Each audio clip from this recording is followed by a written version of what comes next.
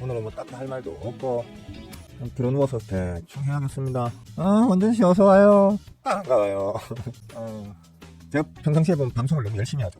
다른 사람들 우연찮게 다른 사람 그 방송하는 걸 봤는데 대충 하더라고요. 들어누워서 대충 해도 뭐 구독자가 뭐 내 10배는 넘더라. 그래서 너무 열심히 하면 오히려 구독자가 안 생기는구나. 나도 대충 해야겠다 이런 생각을 좀 하게 됐습니다. 마이크가 얼굴을 가리나? 덜 가리죠? 장이 뭐 괜찮죠? 제가 어차피 삼성전자와 스크닉스가 주도하던 코스피가 한동안 좋았죠. 좋았던 정도가 아니고 미친듯이 좋았죠. 그런데 어차피 삼성전자와 스크닉스 일부 코스피의 몇몇 섹터 대장주, 대형주들이 그들만의 힘으로 끌어올려진 코스피인데, 삼성전자와 스크닉스를 포함한 그들의 현재 이제 수급 내용이 지난 이번 주? 지난주?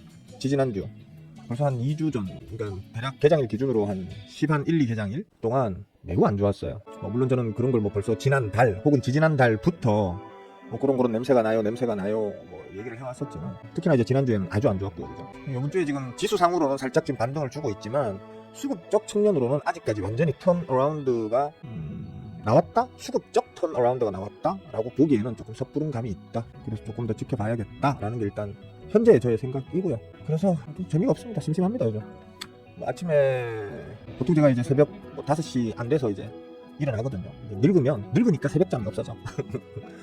몇 년 전까지만 해도 새벽잠이 많아서 일하기가 좀 힘들었는데 요즘 참 일하기가 편해요. 그래서 어쨌거나 그러니까 이제 뭐 일어나서 전반적인 어떤 시황 정리를 좀 하고 해외 시장은 어떤 분위기로 흘러가는지 체크를 하고, 그리고 이제 우리 멤버분들 멤버 톡방에 올려드릴 종목들 좀 선별하고 그렇게 올려드리고, 그러고 나면 할 일이 없어요. 할 일이 없는 게 그냥 뭐 다 아시지만 저는 이제 주로 중소형 세력주를 추적해서 수익 내는 매매를 주로 하다 보니까 이제 그런 것들은 어쩔 수 없이 코스닥 비중이 높겠죠. 그죠? 중소형 세력주들은 우리가 흔히 얘기하는 그 잡스러운 개 잡주들이 많기 때문에 보통은 이제 코스닥 쪽에 많이 쏠려 있습니다. 가끔 이제 코스피 소형주에도 그런 놈들이 없는 건 아니지만 코스닥 쪽에 조금 비중이 높은 매매를 하는 저로서는 그냥 요놈 좋네 담아놔, 저놈 좋네 담아놔, 이런 식으로 쭉쭉쭉 담아놓은 놈들 하게 보고 있다가 장중에 슈팅이 막 10몇 프로, 20몇 프로 혹은 상한가 막 이렇게 딱 나오면 가는 거나 팔까 말까 하다가 팔로는 팔고, 냅뒀는데 상한가 가면 다음날 이제 한 번 더 튀어주길 바라면서 놔주고, 그게 하루 하는 일에 다예요. 사실 제가 들고 있는 종목, 단타 종목만 지난달 어쨌든 보통 단타 종목을 한 20여 개 정도, 평균적으로 한 20여 개 정도의 종목들을 끌고 가죠. 그죠? 초기에 들어가는 돈 한 장 정도, 기본적으로 한 장 정도 들어가고, 혹시나 좀 늘려주면 박앤세일이라고 하면서 한두 장 더 들어가고, 이런 식으로 해서 슈팅 나오면 먹고 튀고 이런 이제 일을 주로 하다 보니까 하루에 슈팅이 하나도 안 나오는 날도 간혹 있고요. 나와봐야 하루에 한 개, 좀 많이 나왔다 하면 두세 개, 이런 식으로 슈팅 나오면 10몇 프로든 20몇 프로든 먹고 튀고, 이런 식으로 요즘은 좀 할랑하게 하다 보니까 사실 요즘 좀 심심합니다. 재미가 없어. 시장에 특별하게 시황을 막 급변시킬 만한 그런 특이한 동향도 없었고요. 제가 말씀드렸고 분석해서 예상하고 말씀드렸던 그 범위 내에서 아직도 움직이고 있기 때문에 특별히 할 얘기가 없는 시기다, 그렇게 보시면 될 것 같아요. 장은 괜찮은데 내 거만 안 올라갔네요. 주로 이제 아까도 말씀드렸지만 대형주 위주로 움직이고 있죠. 그죠?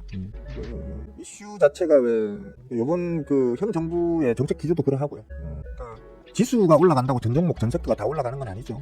주로 이번 정부의 정책의 주된 타겟이 되는 어떤 그 섹터나 종목들 보면 주로 이제 말 그대로 재벌 기업 혹은 최소한 어떤 중대기업 정도 되는 기업을 대상으로 하는 정책들이 아주 강하게 시행되고 있기 때문에 그런 부분에 대한 기대감으로 수급이 쏠리는 경향이 있었죠. 그죠? 있었는데 최근에는 조금 이제 분위기가 좀 다르다고 봐야 합니다. 제가 삼성전자 11만원 찍었을 때, 물론 그 전전달부터 삼성전자는 11만원까지는 오버슈팅이 나올 수도 있겠다.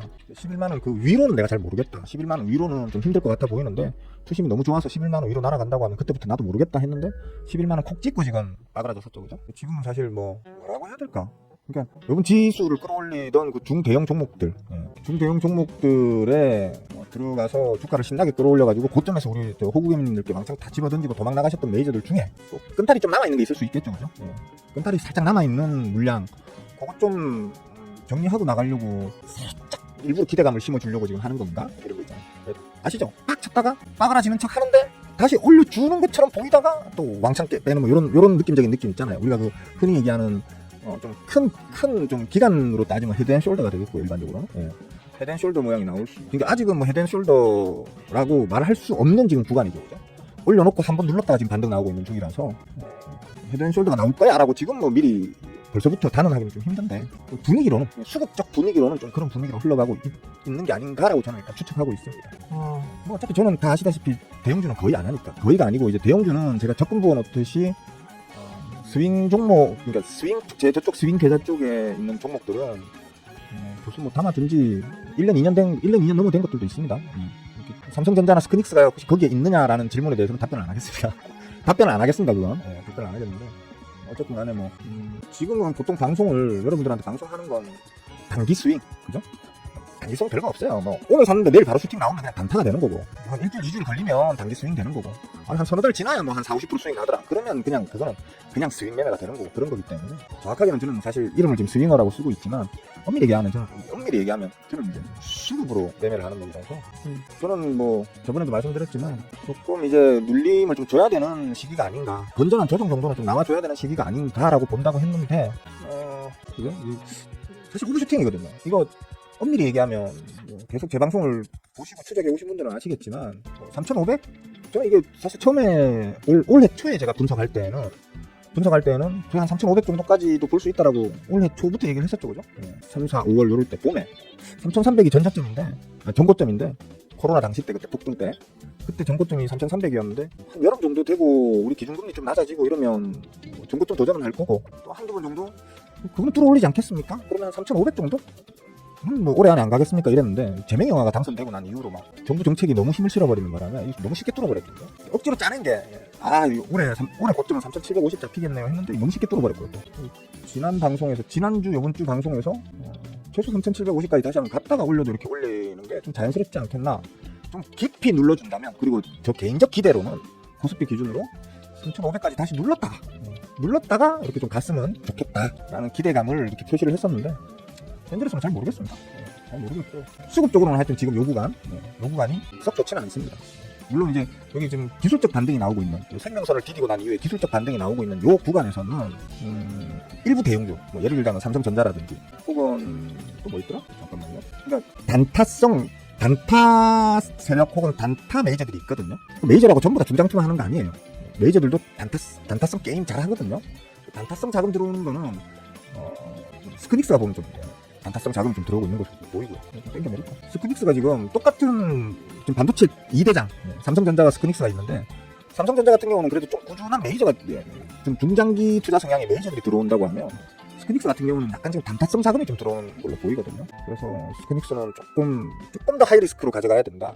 덤벼가지고 뭐 스크닉스로 꿀 빨려고 생각하고 들어가시는 분들은 그만큼 좀 리스크를 더 크게 감안하고 들어가야 될 것 같다 정도로 보시면 될 것 같고 내용은 계속 말씀드렸지만 지금 최근 마지막 고점 찍고 난 이후에 지금 돌리어서 지금 6개장일 지난 6개장일 동안 개똥망이라고 보시면 되고요. 수급적으로 그렇다는 겁니다.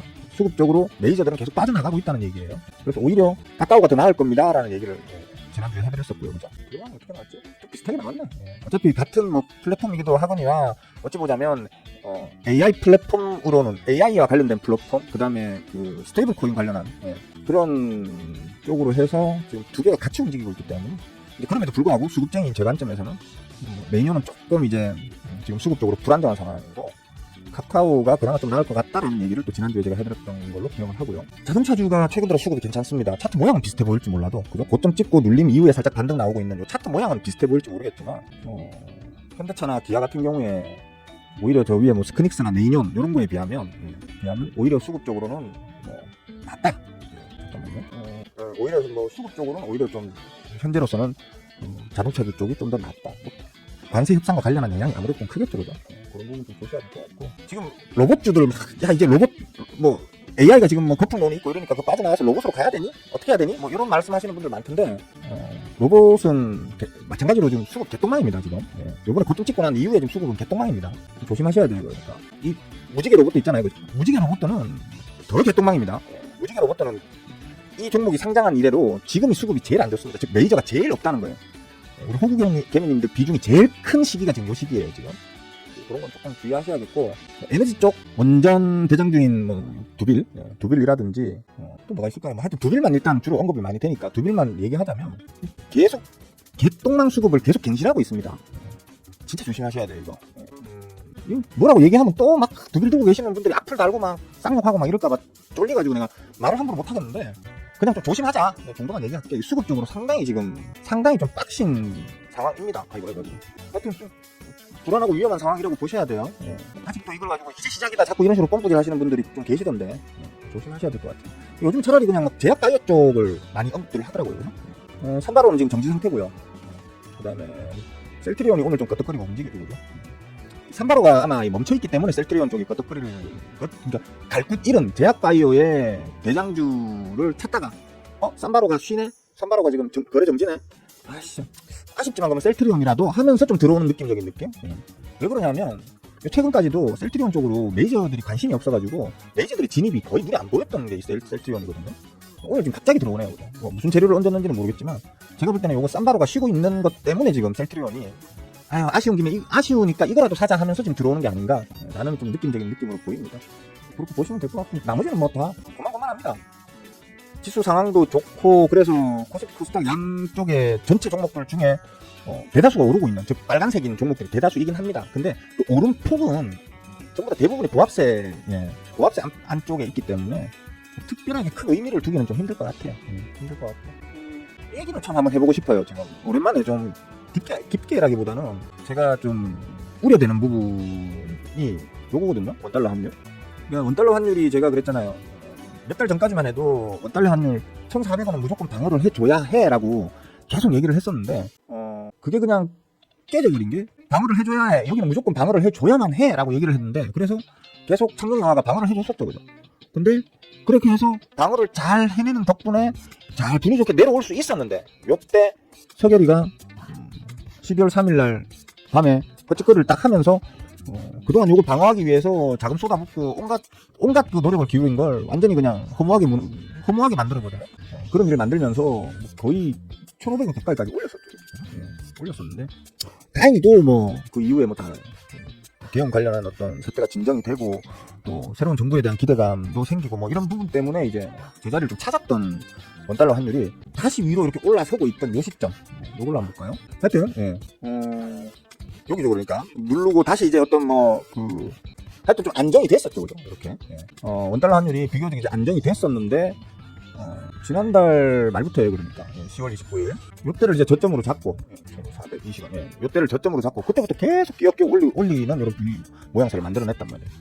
뭐 그럼에도 불구하고 제가 말씀드렸던 게 너무 그렇게 이제 겁은 안 내셔도 될 거다. 왜냐 물론 원달러 환율이 올라가는 건 우리 지수단과 일반적으로는 디커플링하는 경향성을 가지기 때문에 우리 지수단은 눌려야 자연스러운 건데 그래서 원달러 환율 올라가는 걸 조금 걱정을 해야 하는 건데 요 기간에는 특별히 걱정을 뭐 심하게 안 하셔도 된다 라고 난 본다라고 얘기를 하면서 왜냐하면 이 원달러 환율이 올라가더라도 달러 가치가 올라감으로 인해서 어쩔 수 없이 원달러 환율이 올라가는 즉 달러 가치가 올라가는데 원화 가치는 제자리라고 하면 어쩔 수 없이 원달러 환율이 올라가겠죠. 그죠? 하지만 원화 가치는 제자리니까 그렇게 우려할 상황은 아니다. 다만 원달러 환율이 계속 고점을 이렇게 갱신을 하고 있고 저점도 이렇게 갱신을 하고 있으니까 조심은 좀 해줘야죠. 그러니까 조금 이제 우려의 시선으로 계속 바라봐 주는 건 필요하겠네요 라고 얘기를 했었는데 지금 뭐 계속 올라가고 있죠. 그죠? 최근 들어서 계속 올라가고 있습니다. 그런데 문제는 달러는 떨어지고 있어요. 지금 문제는 이렇게 달러 가치는 떨어지고 있는 구간이란 말이에요. 달러 가치는 떨어지고 있는데 우리 원달러 환율은 계속 올라간다는 건 무슨 말입니까? 달러 가치가 떨어지고 만약에 우리 원화 가치가 제로라고 하면 원달러 환율은 떨어지는 게 자연스럽겠죠. 그죠? 달러 가치가 떨어지는데 원달러 환율이 올라간다는 건 원화 가치가 박살나고 있다는 거거든요. 그죠? 보통 어떤 한 특정 국가의 화폐가 가치 평가를 받는 거는 크게 두 가지 정도로 나눌 수가 있어요. 첫째는 왜 글자가 있다고 돼? 현재의 가치겠죠. 그죠? 첫째는 원화의 현재의 가치가 얼마냐에 따라서 이제 원달러 환율이 결정이 되겠죠. 둘째는 미래 가치겠죠. 그죠? 지금 가치가 얼마든 간에 앞으로 대한민국이 전락에 잘 나갈 것 같아. 그리고 대한민국의 기업들도 전락에 돈을 잘 벌 것 같아. 그러면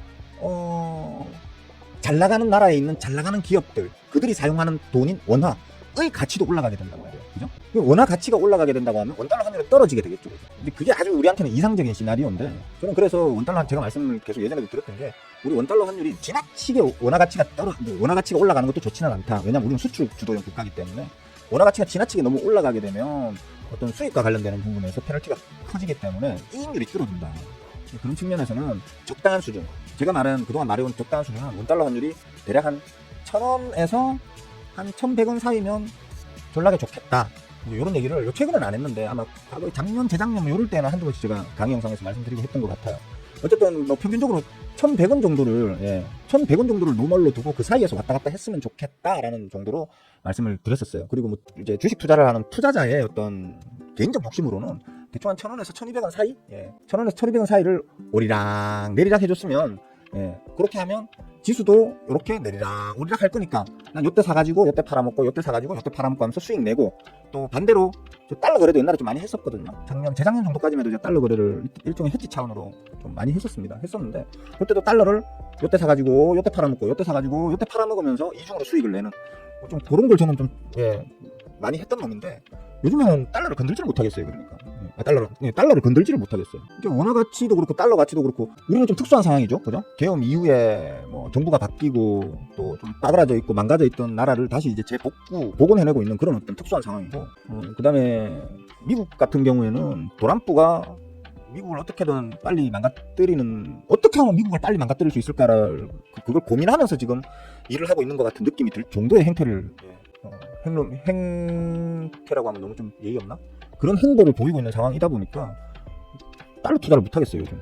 오히려 좀 그렇습니다. 지금 하여튼 그런 어떤 내용이었는데, 지금 최근 들어서 달러 가치는 빠그라지고 있고, 전 세계인들이 바라보는 미국 달러화의 가치가 빠그라지고 있다는 건 그만큼 미국의 미래에 대해서 불안하게 본다는 얘기죠, 그죠? 언제부터? 도란프 집권 시작하면서부터. 도란프가 집권 시작하고 난 이후에 걔 박살이 나 있는 게 지금 달러 가치거든요. 천재 도란프인데, 천재 도란프가 집권을 했는데 왜 달러 가치가 박살이 나는지 좀 신기하긴 해요, 그죠? 하여튼 지금 그런 상황이라는 거죠. 우리 지수단도 마찬가지예요. 지금 코스피가 지금 고점단에 있고, 거기에서 지금 다시 재차 꺾어 올릴지 어떨지 고민을 하고 있는 중이라고 시장에서는 해석을 하고 있긴 하지만서도, 제가 보기에는 이거 좀 힘들 수 있다라고 보는 게, 원화 가치가 지금 빠그라지고 있는 이것 때문에 지금 조금 곤란할 것 같다는 느낌이 더 많이 드는 거죠. 그럼 도대체 원화 가치가 왜 빠그라지느냐?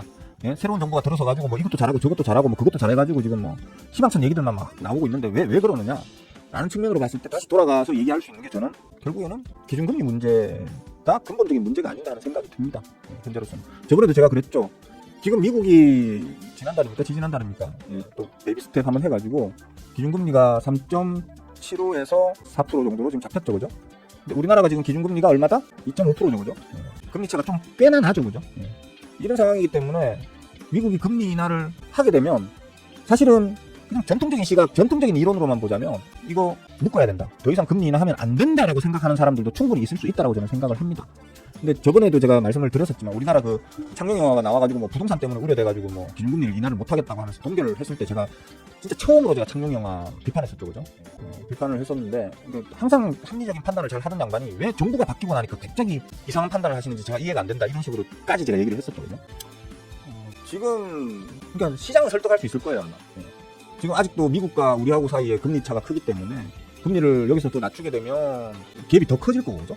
갭이 더 커질 거고, 더 커진 갭만큼 우리나라에서 외국계 자금 이탈이, 우리나라에 투자되어 있던 자금을 달러로 교환해가지고 미국으로 도망갈 외국계 자금이 커질 수 있고, 그렇게 되면 결국에는 우리에게는 좋지 않은 어떤 결과로 끌어갈 수 있다라고 하는 그런 전통적인 시각에서의 평가를 받을 수는 있겠죠. 저는 좀 전통적이지 않은 방식으로 저번에 얘기를 했었어요. 그러니까 얘기를 했었던 게, 우리가 지금 금리를 낮춰야 된다. 왜냐? 우리는 이미 지금 미국은 지금 뭐 경기의 바닥을 찍고 회복을 할까 말까, 혹은 뭐 도란프가 저렇게 하면 오히려 다시 안 좋아질 수도 있는데 아닌데 뭐 이런 거 가지고 지금 싸우고 있는 중이지만, 우리나라 경기액이 지금 박살나서 최저점의 바닥이라는 그런 뉴스 마지막으로 들어보신 게 언제입니까? 네, 여러분. 마지막으로 들어보시면 작년 여름 정도? 그러니까 수출 다시 증가하고 있고요, 뭐 분기 최대고요, 뭐 연간 최대고요, 뭐 반기 최대고요. 이런 말을 벌써 1년 넘게 계속 듣고 있는 것 같아. 그러니까 우리는 이미 코로나 때문에 개박살났던 그 경기의 하강이 바닥을 찍고 재반등해가지고 뭐 역대 최고 어떻고 하는 말이 나온 지가 1년이 넘었단 말이에요. 그러면 금리 빨리 낮춰줘야죠.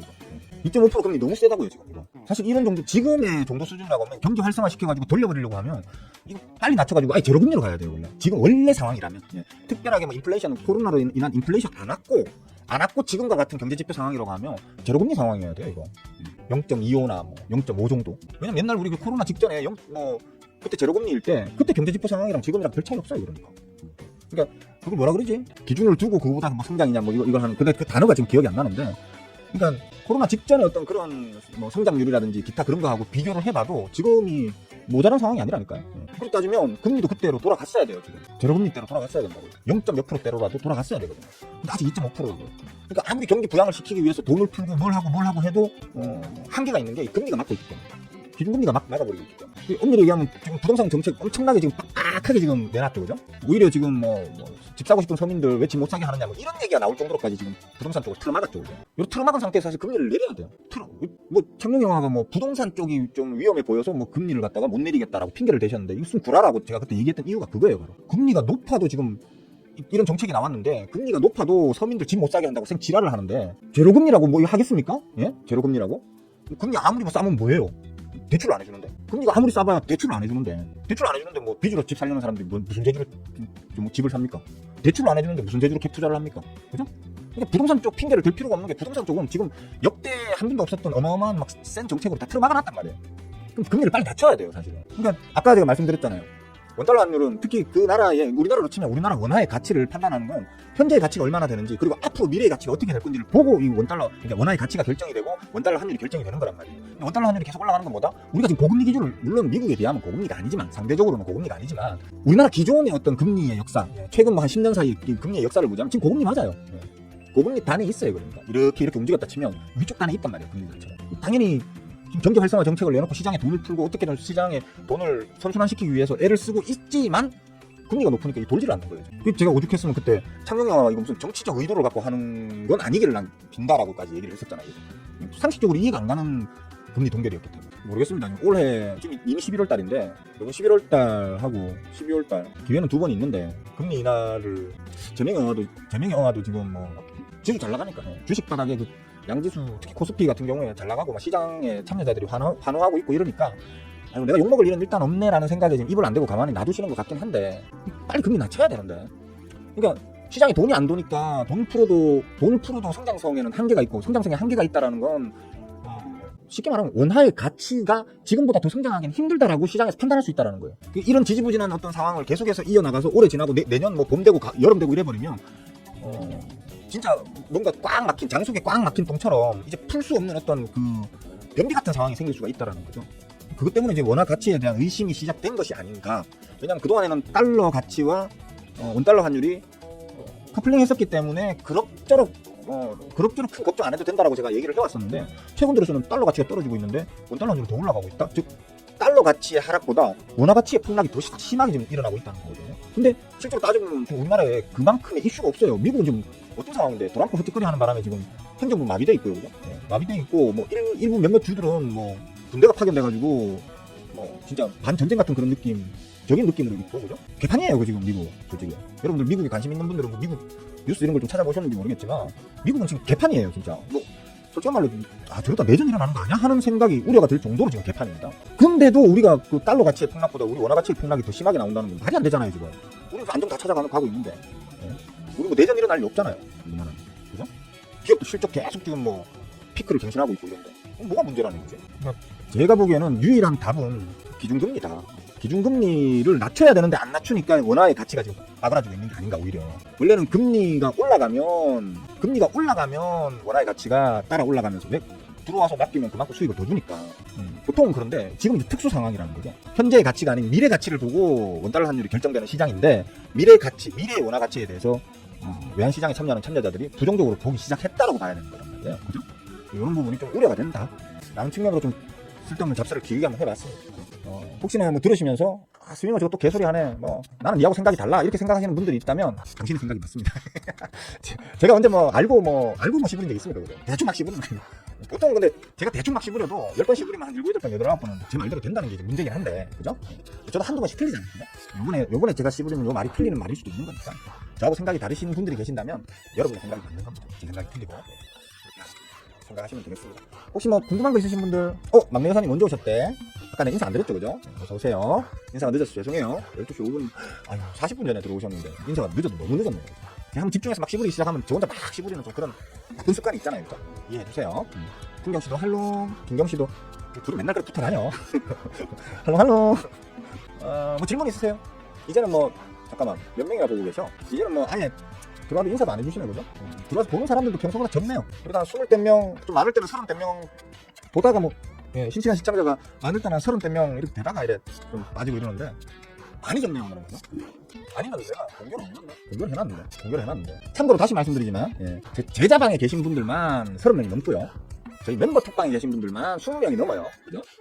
저희 제자들이랑 멤버들만 보셔도 조회수, 최소한 실시간 방송 조회수, 최소 3, 40회는 따라야 되는 거죠. 전에도 말씀드렸지만, 지금과 같이 똑같은 이런 느낌적인 느낌으로 이렇게 분위기가 이렇게 흘러간다면, 핑계 끼네. 이제 저한테 배울 거 다 배우셨기 때문에 더 이상 제가 필요 없구나. 제가 필요 없다는 얘기구나. 이렇게 생각하고, 어쩌면 올해를 마지막으로, 그러니까 조금 간접적으로 표현하자면 내년부터는 좀 단란하게, 편안하게 좀 살아야지, 편안하게 지내야지, 이런 못된 생각을 하게 될 수도 있을 것 같다. 라는 정도로 오늘 드리겠습니다. 특별히 질문 없으세요? 질문 없으시면 여기까지만 할까요? 혹시 지금 채팅창에 그러니까 들어와서 음소거 해놓고 딴 일 보고 계시나? 뭐 슈팅 나왔어요? DTNC야로? 뭐 좀 시장 상황도 봐야 되고 DTNC야. 근데 원래 터져주려면 지금 오늘 같은 날 터져줘야 되는데 좀 세게 터져줘야 되는데 그래야 팍 실리면서 좀 세게 터져줘야 되거든. 오늘 같은 날 오늘 윗골이 저 제일 높은 데서 좀 한번 잘랐다 갔어도 좋았을 것 같은데, 그죠? 이게 뭐 또 달고 올라갈 수도 있어요. 그러니까 여기 이런 식으로 앞부분 이런 식으로 이렇게 끝나고 눌림 살짝 줬다가 꾸역 타고 올라가는 이런 게 나올 수도 있어요. 근데 뭐 보시다시피 저항 쳐맞죠. 이러면 바로 못 쳐 올리고 또 옆으로 좀 누웠다가 누워서 뭐 며칠 혹은 뭐 몇 주 정도 진을 빼고 난 다음에 이제 움직일 수도 있거든, 그죠? 오늘 슈팅이 얼마가 나왔지? 슈팅 크게는 안 나왔네, 그죠? 이게 오늘 차라리 윗골을 좀 길게 달아버리고, 그죠? 윗골을 좀 길게 달아가지고 오늘의 그 오늘의 종가를 좀 지지하면서 옆으로 한 2, 3일, 3, 4일 기다가 한번 슈팅을 쏴준다? 이런 느낌적인 느낌으로 한번 기다려보시면 뭐 괜찮을 것 같긴 하네요. 모르겠어요. 오늘 내일 다시 뭐 쳐준다 이렇게는 말하기 좀 힘든 상황으로 보여요.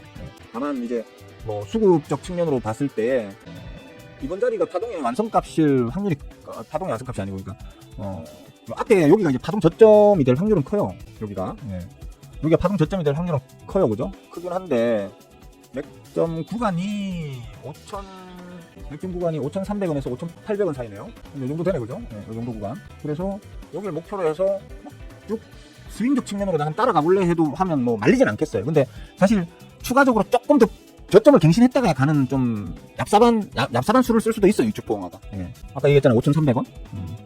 그죠? 맥점 구간의 하단이 5,300원이잖아요, 그죠? 여기 조금 더 뺐다가 갈 수도 있겠죠, 그죠? 기술적으로다가. 근데 지금이 찐바닥이 될 확률이 더 커 보이긴 해요, 제가 볼 때는. 맞나? 어디 맥점이 먼저 생긴 맥점이야? 맞네.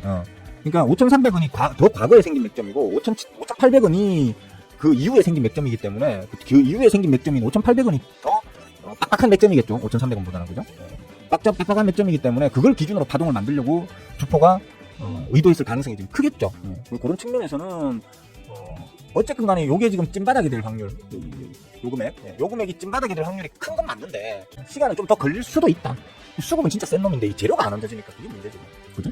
물론 지금 요즘 제약 바이오 쪽으로 이제 사람들이 시선을 보내고는 있는데 아까 제가 초반에 얘기했듯이 아직도 보면 그놈의 AI랑 반도체 이쪽에 지금 수급이 거의 쏠림 현상이 지금 너무 심하기 때문에 그것 때문에 지금 제약 바이오 쪽이 거기에 비해서는 큰 맥을 못 추고 있는 상황인 건 맞거든요.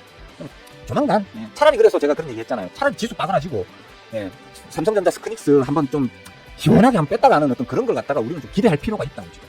너무 그쪽으로만 수급이 다 들어가 있으니까. 개나소나 거기 다 들어가 있잖아요, 그죠?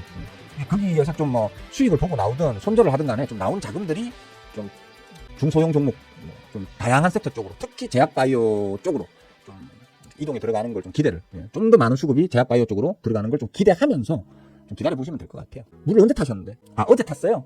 어제 탔으면 잘 탔네. 어제 탔으면 적절한 때에 잘 타신 걸로 보여요. 근데 한 가지 좀 아쉬운 건 왜 어제 타셨대? 그러니까 타는 건 요럴 때 타야 되겠죠, 그죠? 요럴 때 혹은 요럴 때. 만약에 요런 데서 매수를 했어. 한번 먹고 튀었어. 또 매수를 했는데 처물렸어. 그죠? 처물렸죠. 아, 짜증나! 할 때 여기서 물 타야죠, 그죠? 맞죠? 물 타서 뭐 어떻게든 본전 탈출이라도 해야 되겠고, 여기서. 그죠? 빠져서 여기 샀는데 또 처물렸어. 그럼 여기서 물 타고. 여기서 또 물 타서 본전 탈출하고. 그죠? 그러면 다음에는 여기가 이제 뭐 매수 맥점 혹은 뭐 처물려 있다면 물 타기 아주 좋은 이제 그 타이밍인데 조금 늦게 타셨다 라는 점에 대해서는 조금 아쉽다 라고 할 수 있겠네요. 대충 뭐 답변이 됐나요? 길게 말씀드린 것 같습니다. 자, 점심시간 다 끝나가네요. 예, 다 끝나가니까 뭐 질문이 있더라도 여기까지만 합시다. 다음 방송에서 또 질문하시면 되잖아, 그죠? 오늘은 날이다. 자, 시덥잖은 얘기 들어주시느라고 수고들 많이 하셨고요. 금요일날 뵙도록 하겠습니다. 모두들 빠잉.